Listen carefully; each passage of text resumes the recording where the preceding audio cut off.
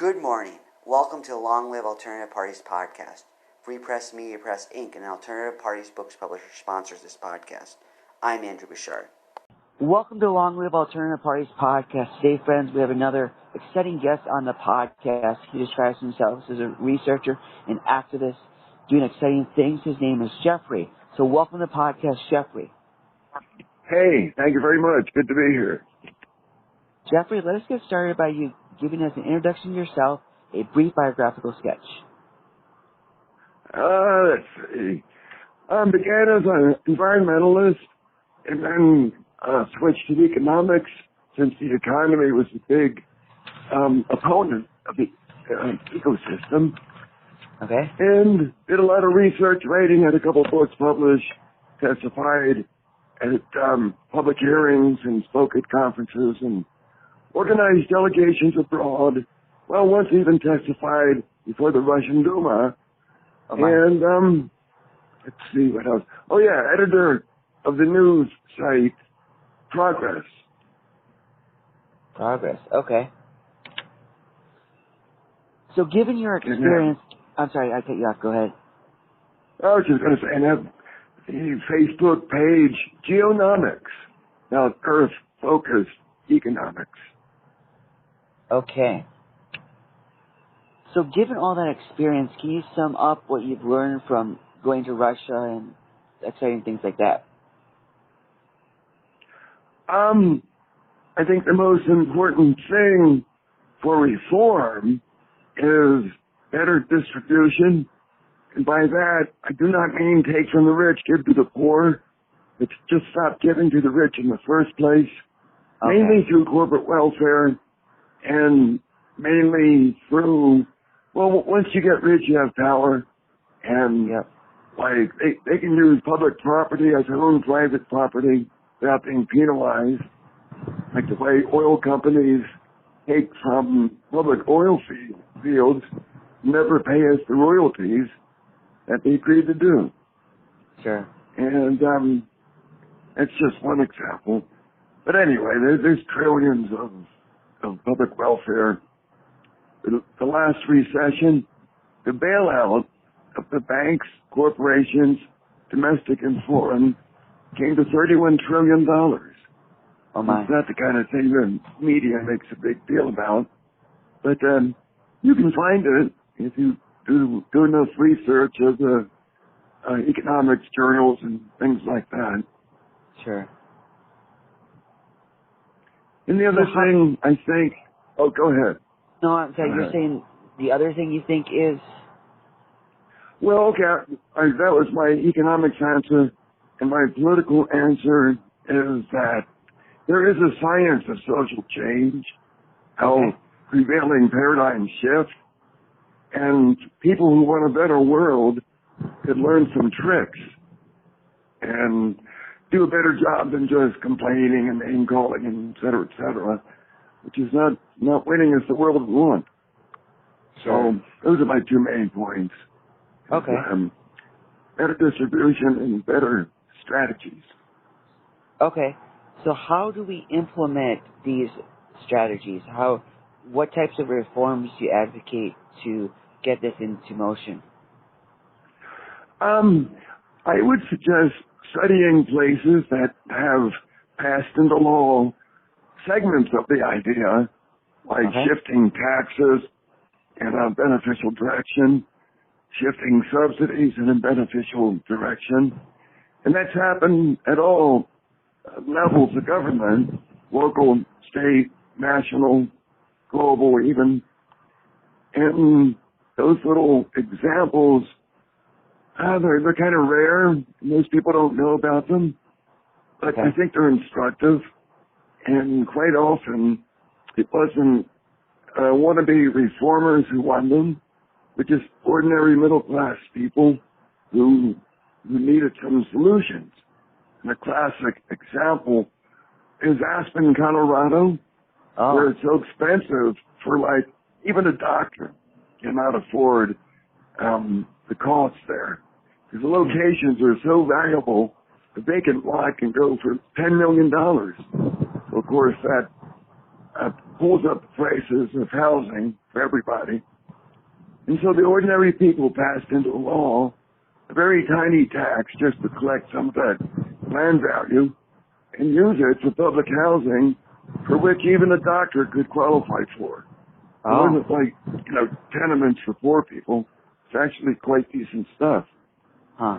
So, it was not even controversial, won by a big margin, wasn't pushed by people like you and me, it was pushed by ordinary, middle class people.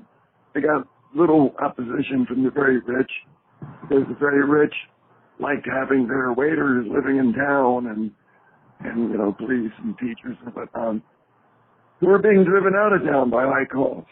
Not something any locality could do, and all the little victories would add up to a big victory. Sure. Once people got familiar with these kinds of models and strategies. Okay. So you see it as passing laws in various localities that could achieve these reforms you seek? Yeah, I was thinking that it was a matter of raising awareness and have a big upswelling of public sentiment. And Okay. I think that can and will play a role, but just noticing these examples where it didn't happen. Like Alaska with its oil dividend is another example. That was instigated by the Libertarian Party, and Alaska is kind of a libertarian state. So it passed, and again, quite easily. And what else? Well, outside of the States, Singapore pays its citizens a dividend, and again, there wasn't any demonstrations or political movement of college kids or anything like that. It was just the silent majority, the middle class, needed housing and so forth. So, yeah, look, when it's an issue affecting the poor, then it brings out the charitable instincts of good people, and some changes are made. They're not structural, and the poverty remains. But when the problems affect the middle class, like the housing issue in America, then some middle class people get around to a really fundamental reform that benefits everybody. So I'm hoping for more of that. And your podcast could be part of that. There you go.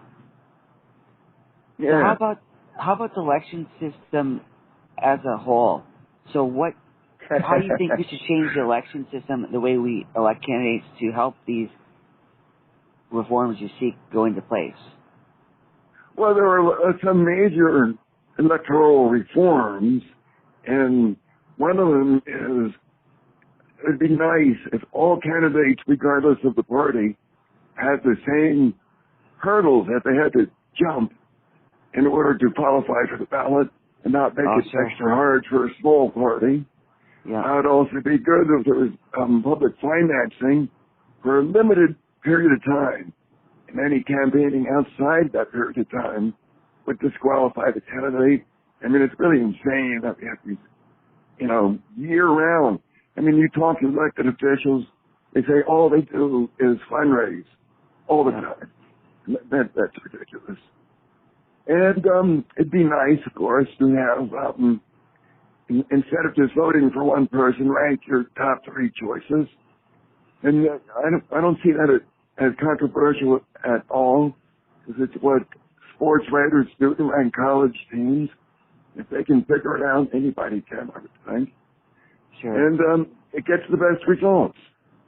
And the districting thing is another issue, since you have multi-member districts, and should they conform to, some sort of cultural identity or geographical lines or whatever.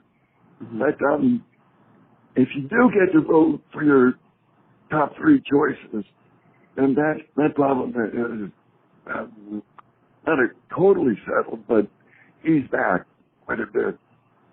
So that's major too, getting ranking instead of just what they call first past the post. Yeah. That sounds good. A lot of those concerns are expressed by the people on our podcast. They're I people would we believe interview. it. I would believe it. Yeah. Heck yeah. So, and the hard part, of course, is you need to use mass media. Mass media is not our friend. Yeah. And we have to reach a whole lot of people to make it happen. And it's really hard to figure out, you know. Like I was mentioning, there are specialists who study social change and fads and fashions and whatnot, and the aspects they have in common and things that individuals and groups could do and are not doing. But I'd like to see us take seriously some of that research and do what's recommended and try to get that upswelling so we can get laws passed that will improve the electoral process. Sure. Sure. Sounds good. Yeah. So some I people still have hope. You still have hope? Yeah, I still have hope. I haven't That's given up. good. That's good. It's good to have that. Sometimes in our personal lives, some things feel bleak, and it's good to have hope in also in something big, because that, like the sages say, it's you have to have some vision to pull you through. So it's good that you don't give up hope. Gotcha. 100% correct, yeah. Yeah, cynicism hasn't overwhelmed you. That's good. So what do you do? It changed you? Oh, go ahead. Well, yeah, like I say, now I take seriously the process of social change. And for me, it's not just a political thing. There's, like, you know, fads and fashions aren't political. And, well, some are, but generally not. And there's a lot of commonalities between trying to have a movement and seeing how fads and fashions appear out of nowhere and just, you know, sweep over the public.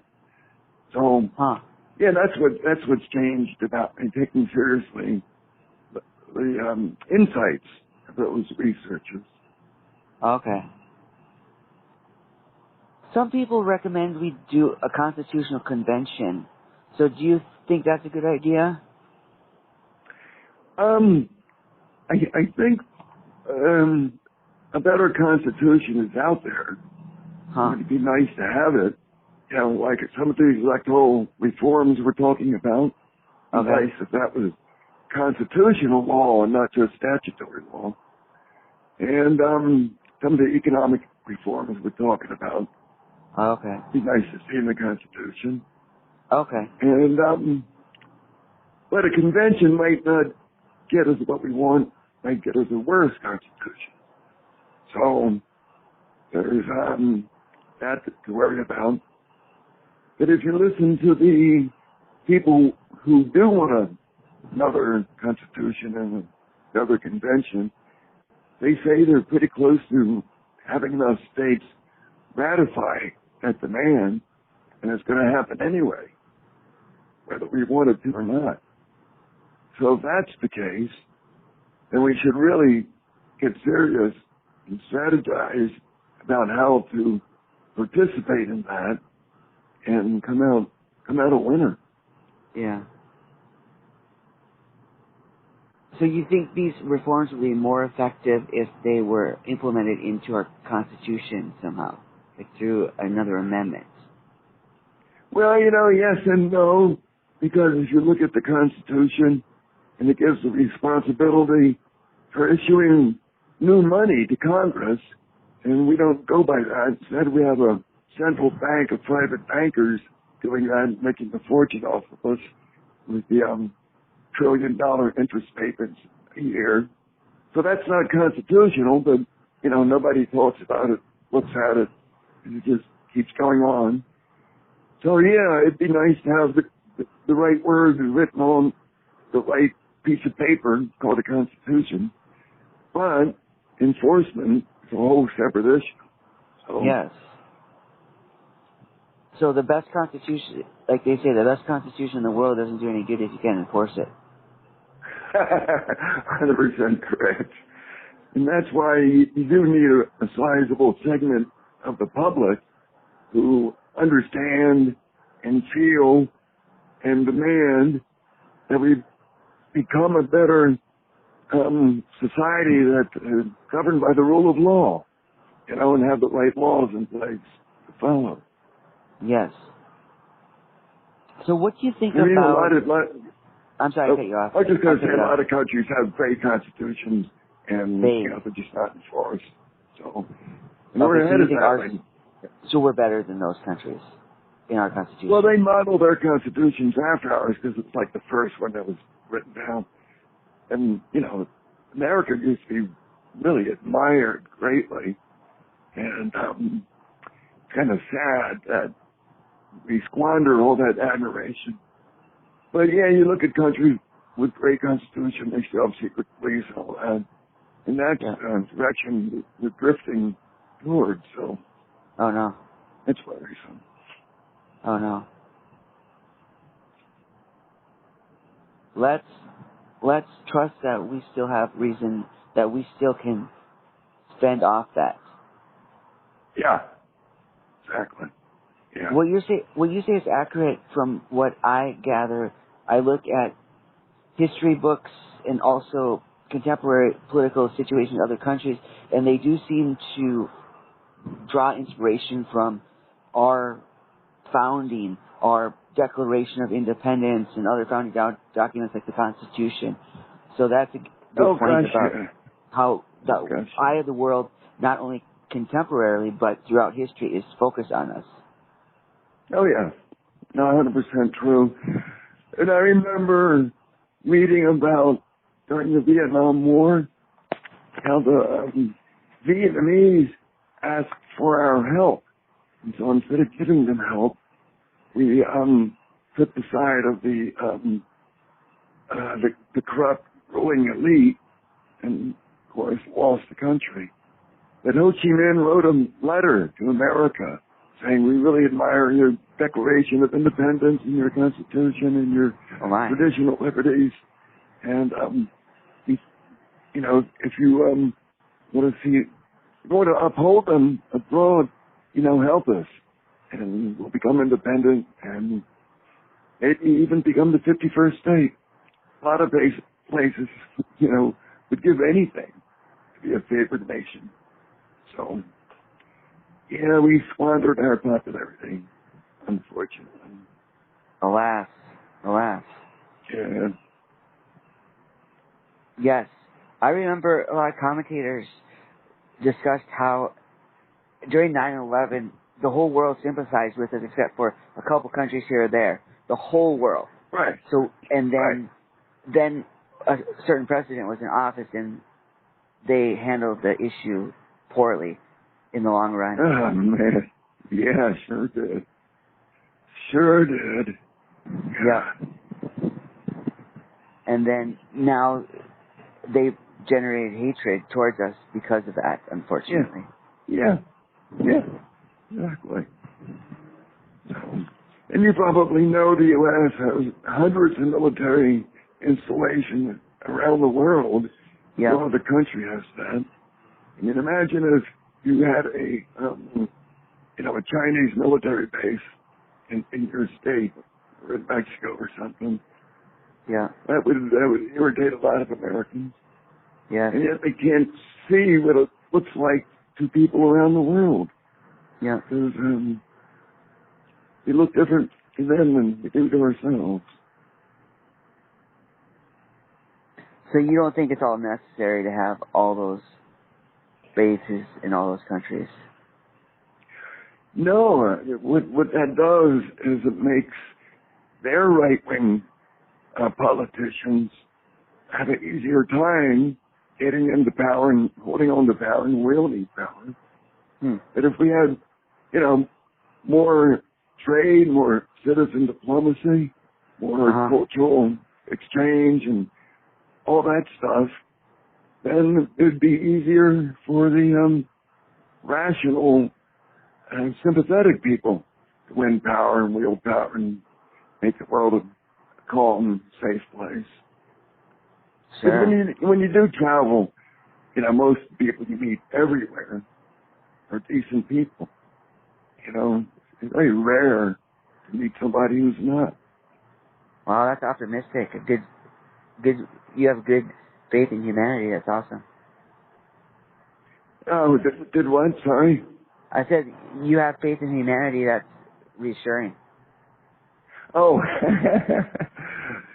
well, what did Abe Lincoln say about fooling some of the people all the time and all the people some of the time, but not all the people all the time? Yeah. And I hope he's right about that. But he said that, of course, before there was mass media.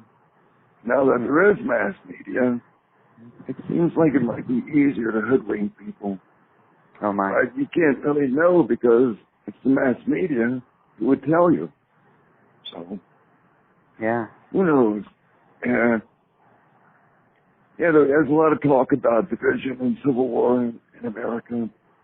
Yeah, last. But in my personal life, I experienced nothing like that. I don't know one person who wants a civil war. Oh. So, yeah.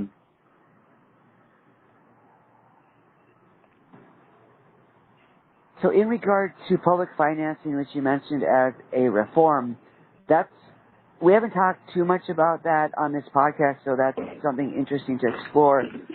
What restrictions do you think should be the case? How should you qualify for public financing? You said if you campaign too much, you disqualify.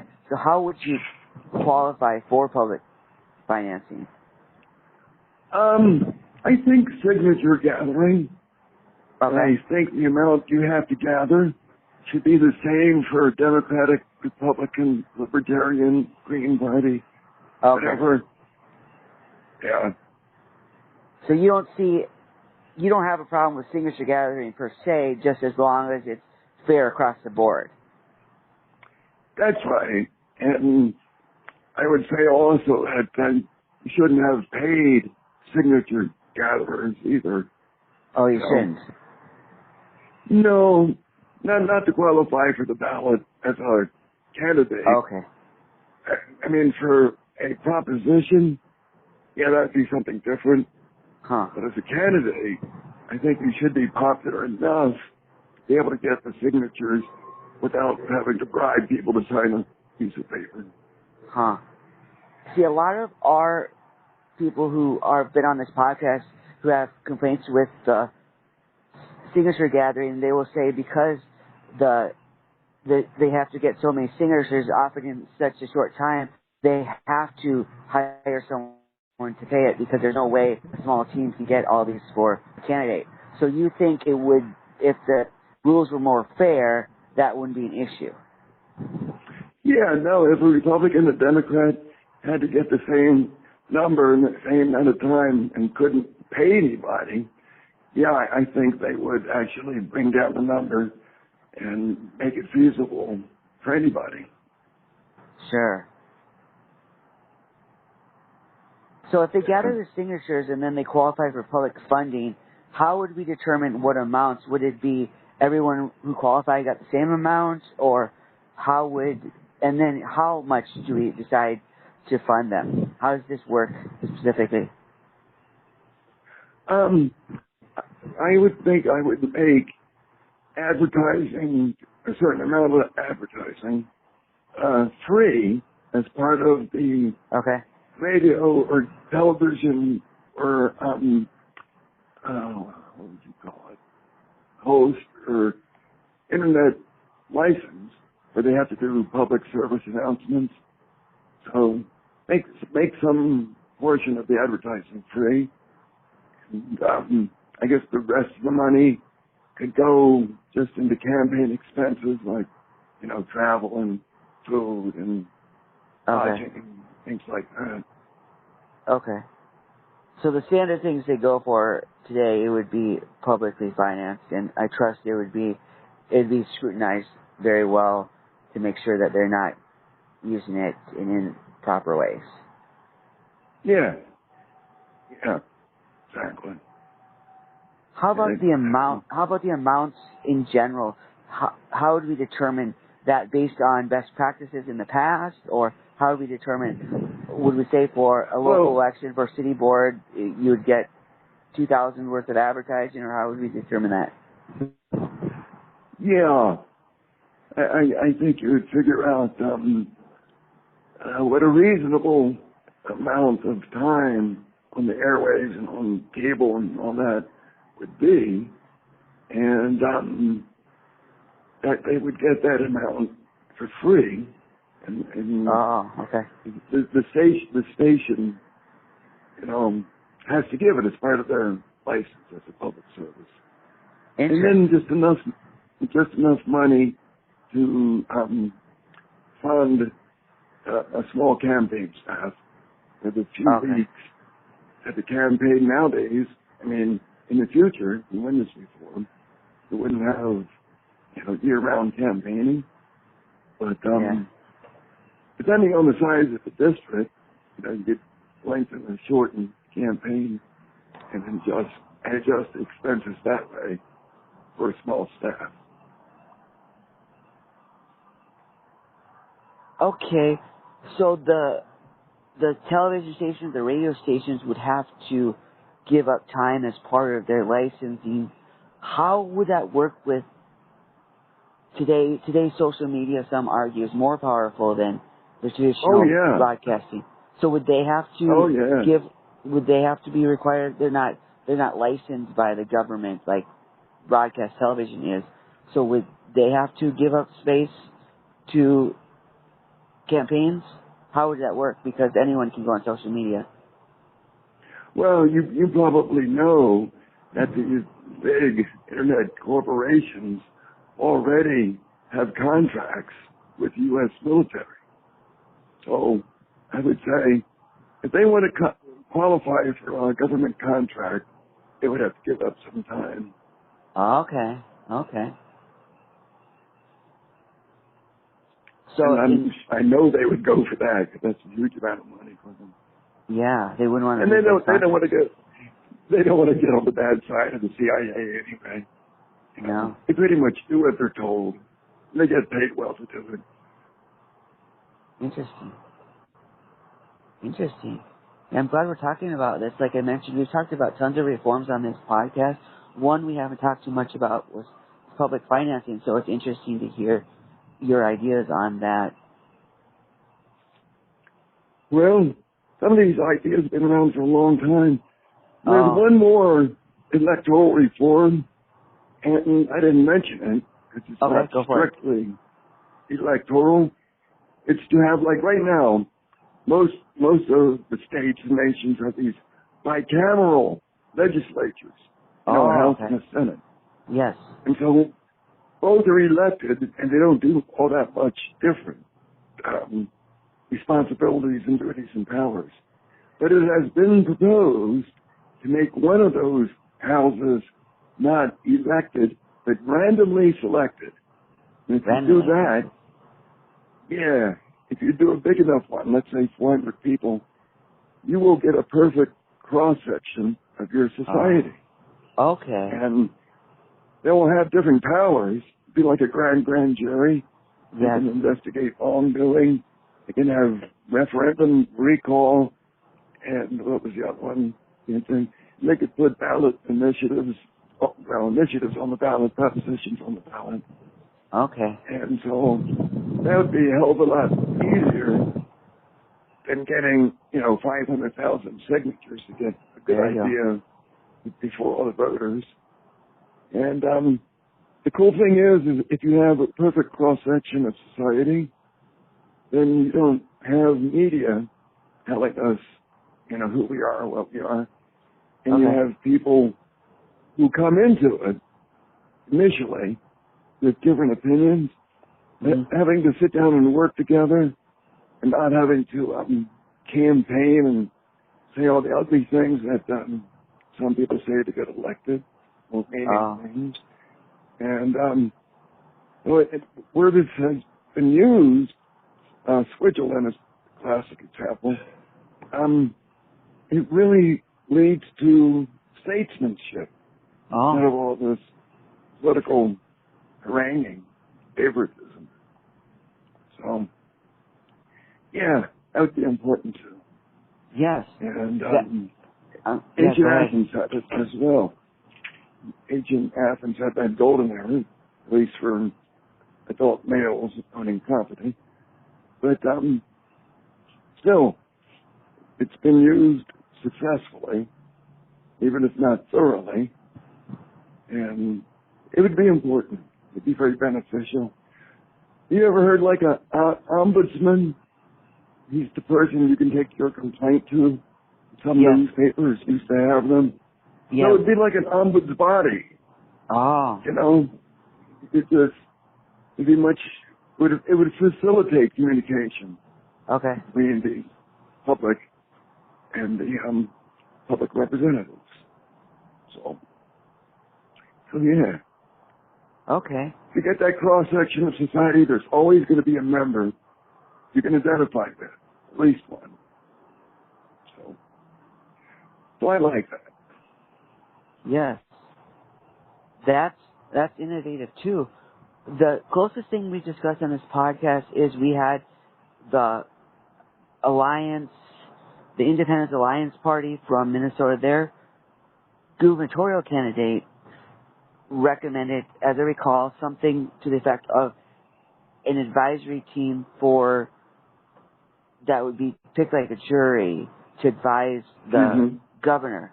So that's an interesting concept, to give a random sample of the population through that process.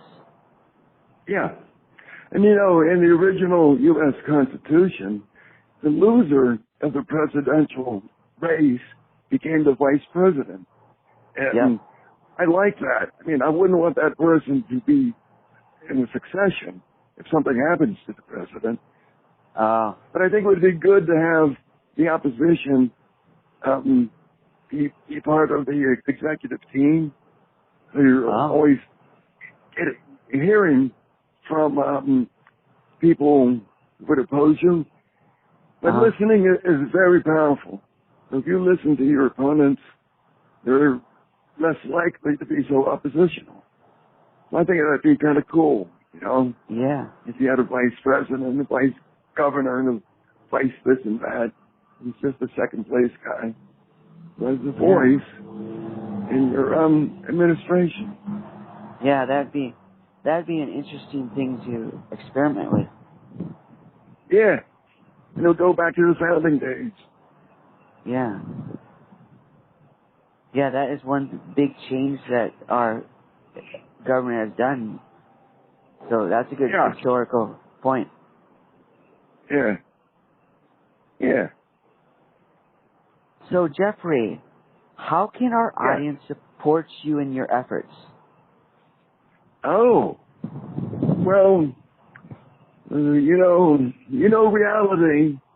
And what is the expression? Poverty walks and money talks, or something. I forget how it goes. But yeah, I guess buying the book or the book, either book that helps. And being a follower online, that helps. Okay. And I wish there was a organization to recommend, but most organizations, most people sort of insist upon purity, and I think that's counterproductive. Sure. You would have win over a whole lot of people. Yeah. I mean, there are some principles to be purist about, but I don't think it should take the form of excluding people. I mean, the most talented listeners are the ones who have the most power, you know? Yeah. So, let's see. So what are the books called for our audience? What are the books called? The one that is nonfiction is called Counting Bounty, and it details how much money is available for wide distribution that wouldn't come from, labor or capital, and we could use it to pay ourselves a citizen's dividend. Wow. And that would drastically cut the work week, and that would drastically close the wealth and income gap, and that would drastically reduce social tensions. There's, nothing material to argue about. And, so yeah, it just, with a lot of footnotes, proves there's no sacrifice required to enjoy the state of technology we have now and we're going to have soon. Life could be not exactly heaven on earth, but it could be a lot better than now. A lot less pollution, no poverty, no oppression and bias and all that. And, people do vote their pocketbook and people are material creatures. So if we have material well-being, I think that's going to make us a lot easier to deal with. Sure. I mean, so you look at the peaceful countries of Northern Europe, yeah. and, they're all comfortable materially. Yeah. That's true.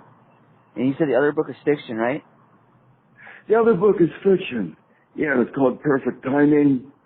Okay. And it's about the future has developed a chronoscope, like a telescope, but instead of looking through space, it looks through time. And it malfunctions and sucks some unsuspecting poor devil from our time into theirs. So it's a kind of a fish out of water comedy. Mm-hmm. And he has to get back to his time. And he was sucked from our time the very split second a bullet was bearing down on him. And if he comes back to that exact time, he'll probably be shot and killed. Wrong. But if they send him back a little bit sooner or a little bit later, that could change the space-time continuum, and who knows what would happen. So the future wants to send him back to almost a certain death. Of course, he wants to avoid that. But it's not a mystery thriller. It's more of a comedy, fish out of water story. Sure. So I plan to, if I can get the links to those, I plan to put those in the show notes so our audience can look into those. Now, what is your Facebook page called again? Genomics, like economics, and take out the eco and put in geo for Earth. Oh, okay. Economists have really lost sight of the Earth. I mean, in a big way. I mean, you'll find some economists talking about the environment, some economists talking about land ownership. But by and large, the field pretty much ignores land and environment, and Earth, and all that stuff. Okay. Sounds good. But they so shouldn't. I'm sorry, I cut you off. Go ahead. Oh. Yeah, well, if you look at who contributes the most money to political races, it's people who get their money from the land. Realtors and developers locally, true, yeah. and bankers with their mortgages federally. And it's just funny. I mean, they know the land is extremely powerful and valuable, but would-be reformers don't know that. So genomics, to refocus attention on land and environment and Earth. Okay, that's another angle to look at things. Yeah. Yeah. And it has an ancient lineage, too. And it's interesting what happened to it. How the rich that actually control university education through their endowments, they pretty much deleted man from economics. Oh. And that's documented too. Oh, good. Okay, I can direct our audience to there too. I plan to get that link after the podcast. So that's good. And I believe in communication, as maybe you can tell, and yes, you do too. So I do answer all emails and enjoy discussions and respect opposing opinions and all that stuff. Sure. What email address should they reach you at? I guess at the website, just leave a message, and I think a public discussion would be more beneficial, more readers. Okay, so what's the website address? In Facebook, it's just Geonomics, Geonomics. Okay, so like we were talking about, the name of the Facebook page is where you want people to go.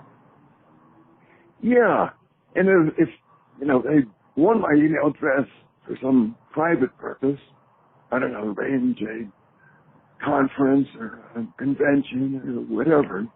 Okay. Yeah. Sure, I understand that. Sure, yeah. So if they want to connect with you, the best place to do is on the public forum of that Facebook page. Yeah, and then we can take it from there, whatever direction their interest lies in. Okay, sounds good. Yeah. Jeffrey, thank you kindly for coming on the podcast today and talking about your innovative ideas for reforming our society, particularly our electoral system. Oh, my pleasure.